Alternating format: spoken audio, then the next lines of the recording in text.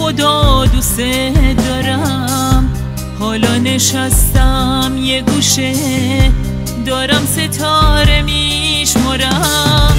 تنهایی عینه یه تبر شکسته برگ و ریشم و سوزونده آفت غرور از حالا تا همیشم و از حالا تا همیشم و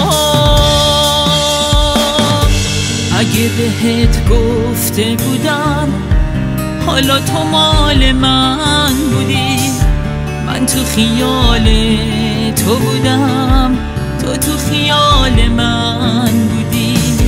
کاشکی میونه من و تو اون روزا حسار نبود، هیچی میونمون به جز دلای بیقرار نبود. انگار که تقدیر نمیخواست تو در کنار من باشی، منم بهار تو باشم، تو هم بهار من باشی.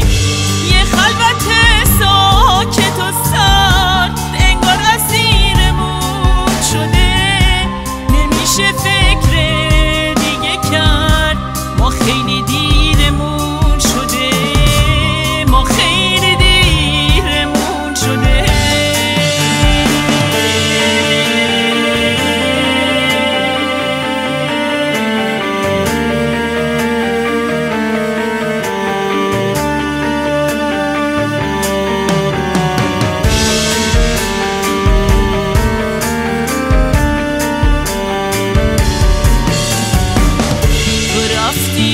حالا دیگه اونور دنیا خونته، انگار نه انگار که کسی اینور آب دیوونته.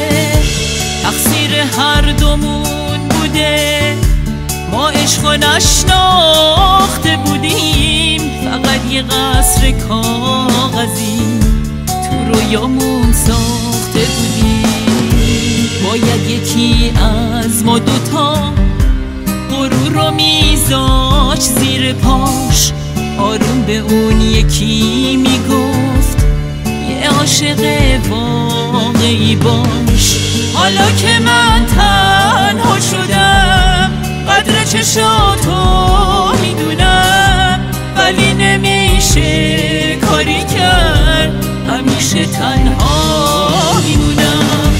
کاش توی دنیا هیچ کسی قربونی غرور نشه، راه دوتا پرنده کاش هیچ روزی از هم دور نشه. کاش توی